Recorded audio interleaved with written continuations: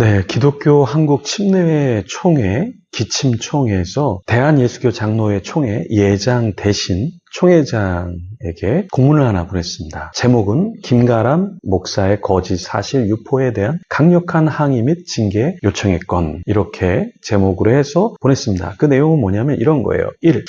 귀교단에 하나님께서 주시는 은혜와 복이 넘쳐나길 기도합니다. 그러면서 이번에 최근 귀교단 경기노회 소속 김가람 목사 더 좋은 소망 유튜브 운영자가 본교단 소속 박호정 목사 더 크로스 처치에 대해 본교단 정기총회에서 이단으로 정죄받았다는 심각한 명예훼손 및 허위 사실을 유포하고 있다는 사실을 알려드리며 이에 강력한 항의를 표합니다. 이렇게 이야기를 했습니다. 그러면서 허위 사실을 유포하고 개인의 명예훼손을 넘어서서 교단 간 연합을 저해할 뿐만 아니라 협력관계에 대한 의구심을 불러일으킬 수 있으므로 이에 대해 다음과 같은 즉각적인 조치를 취해 주실 것을 강력히 요청합니다. 그 요청의 내용은 크게 4가지입니다. 첫째, 김가람 목사의 허위 사실 유포에 대한 징계. 허위 사실을 유포하고 있으니까 징계를 해달라, 이렇게 얘기를 하고요. 두 번째는 허위 사실 유포에 대한 사과 및 시정 조치를 해라. 자, 그 내용은 김가람 목사님이 운영하는 유튜브와 티스토리에서 유포된 허위 콘텐츠를 즉각 삭제하고 공개적으로 박호정 목사와 본 교단에 대한 사과문을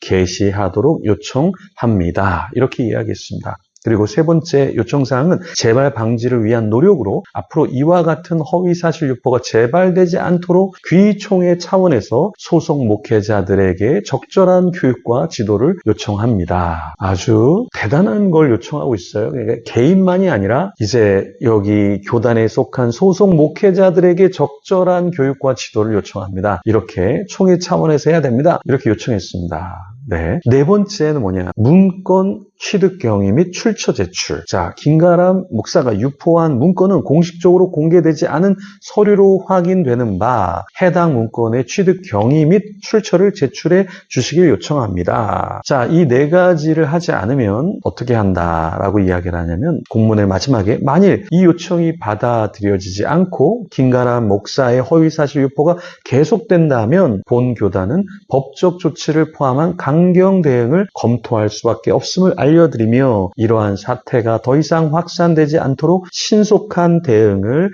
기대합니다. 라고 해서 보냈습니다. 네, 이것을 보낸 날짜는 2024년 9월 23일입니다. 자, 이 김가람 목사님이 뭘 잘못했길래 이렇게 교단 차원에서 총회 차원에서 강력하게 총회장 이름으로 직무대행이지만 총회장 이름으로 이런 문서를 보냈을까요? 네, 기독교 한국 침례회 총회 이름으로 대한예수교 장로회 총회 예장 대신에 강력한 촉구하는 문서를 보냈습니다.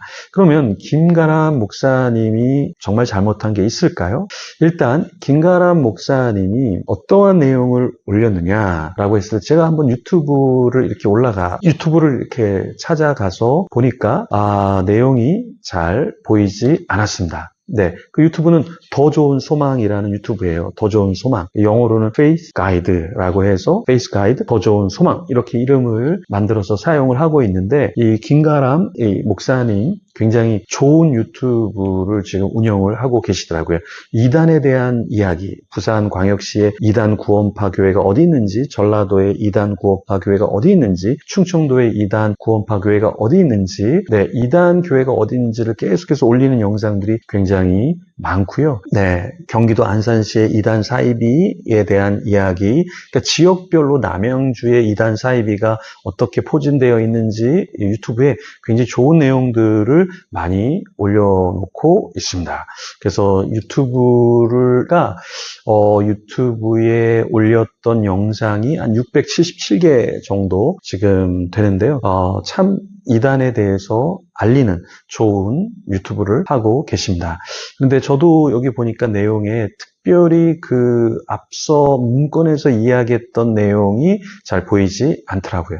그래서 다시 이 내용을 좀 보니까 어디에 올렸느냐, 그러니까 유튜브 쇼츠에 올렸다라고 하더라고요. 그래서 쇼츠에 들어가 봐야 될 것 같고, 또 티스토리에 올렸다, 뭐 이렇게 이야기하는데, 어떤 내용을 올린 것에 대해서 발끈했냐면, 이제 이제 박호정 이분이 이단으로 정지되었다. 이렇게 문건에서는 네, 잘못 올려서 명예훼손을 시켰다. 이런 이야기를 합니다. 네.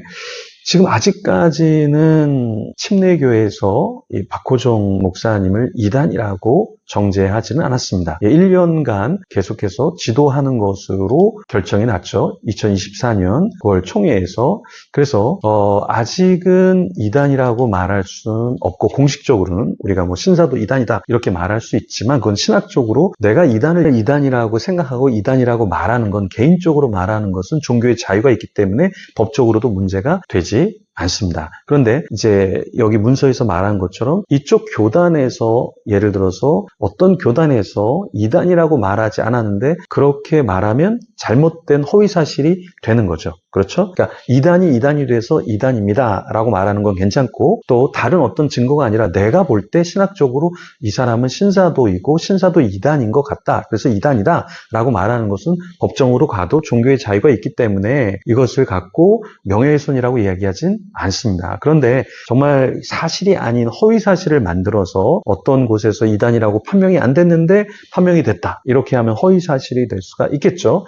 일단은 침례교의 이대위에서는 이제 요번에는 이단으로 정죄한 것이 아니라 1년 동안 이제 지도를 받아라 라고 이야기를 했죠. 그러면서 세 가지의 요구사항을 이야기했습니다. 그러니까 첫 번째 요구사항은 무엇이냐면, 신사도 운동, 그리고 아이하 기도집 이런 것과 교류를 끊어라, 그리고 신사도 운동을 일체하지 않기로 요청을 했습니다. 그래서 이런 것에 다시 연루가 된다고 하면은 이제 지도를 했을 때 말을 듣지 않으면 다음 단계로 넘어간다라는 거죠. 두 번째, 이대위가 이제 박호정 목사님에게 부탁한 것, 또 지도하겠다 한 것은 무엇이냐면 1년 동안 신학 지도를 받기로 요청을 했고요. 자, 그래서 신사도 운동과 관련한 신학적인 문제가 드러나서 또다시 문제가 되면 안 된다, 이렇게 이야기하는 것이죠. 세 번째는 신학 지도를 받는 1년 동안 외부 활동을 자제할 것을 요청하다, 이렇게 이야기했습니다. 그러니까 이단성 문제로 지금 지도를 받는 동안에 외부 활동을 한다라고 하면 이것은 지도를 받는 자가 아님을 설명하고 외부 활동을 자제하고 지도받기를 요청하다, 이렇게 조사 결과의 문건으로 나왔습니다. 여러분, 박호정 목사님이 이 세 가지를 지킬까요? 네, 지킬까요? 외부 활동을 하지 않을까요? 외부 활동하지 않을까요? 네. 벌써 지금 2024년 10월 27일에 200만의 기독교인들이 모인다. 그런데 거기 교회와 이름 안에 거기에 박호정 목사님 이름이 있을까요? 없을까요, 여러분? 그럼 이것은 외부 활동일까요? 아닐까요? 네. 이거 한번 생각해 봐야 됩니다. 그리고 신학 지도를 받는다 그랬는데 1년 동안 지도를 받는다 그랬어요. 그래서 신사도 운동과 관련된 신학적인 문제가 드러나지 않게 한다 이야기했습니다. 그리고 신사도 운동과 관련된 단체와 일체 같이 하지 않는다. 교류를 끊는다 라고 이야기했습니다. 자, 박호정 목사님 교회에 누가 있었습니까? 데이비드 차가 있었죠? 데이비드 차가 했던 캄성교회에 누가 가서 설교를 하고 누가 지지해 줬습니까? 박호정 목사님이 했죠. 그렇죠? 박호정 목사님 교회에서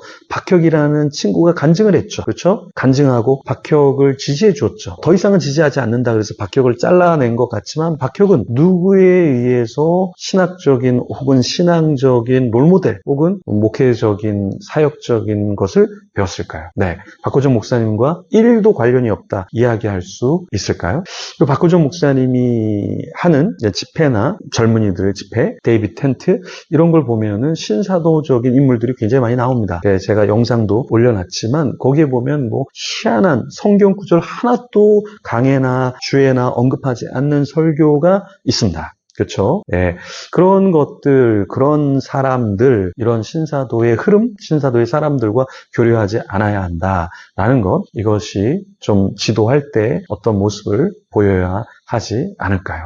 여러분, 데이비드 차와 교류했던 사람들을 잘 보십시오. 데이비드 차의 강단에 섰던 사람들을 잘 보십시오. 이 사람들은 어떤 사람입니까? 네, 신사도와 함께하는 사람들이에요.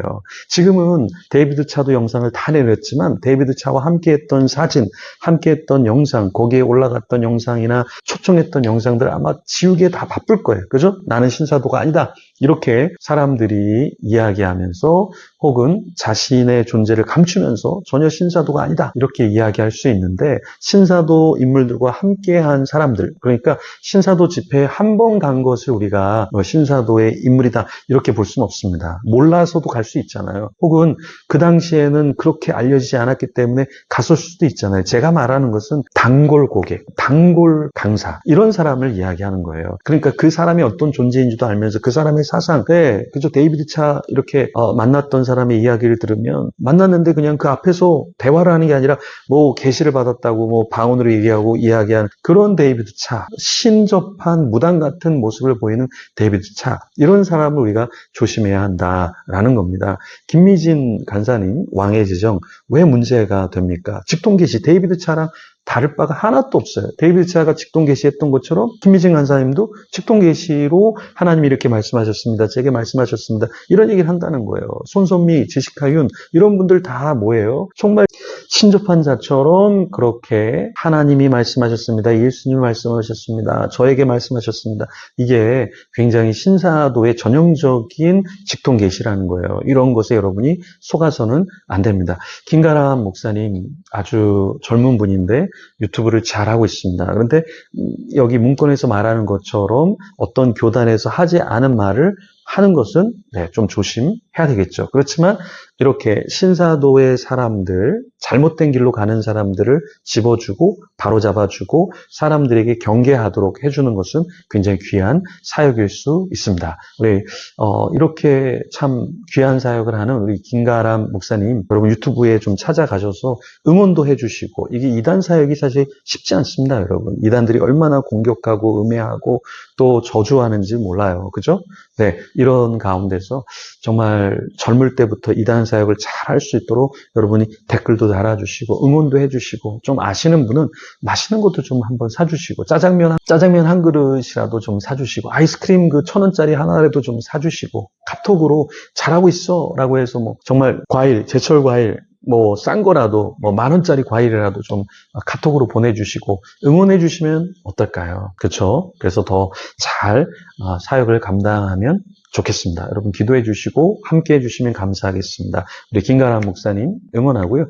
또 신사도에 있는 분들, 성도님들 나오셔야 합니다. 거기서 대출 받아갖고 헌금하고 젊은 시절 다 바치고 너무나 힘겹게 사시는 분들, 제가 고정 댓글에다가 신사도나 이단이나 사입이나 이런 데에 빠져서 정말 어려움을 당하는 분, 상담이 필요한 분, 우리 손승우 소장님과 상담할 수 있도록 전문 상담사와 상담하고 케어받을 수 있도록 제가 연락처를 남겨둘 테니까 여러분들 연락하시면 좋겠습니다.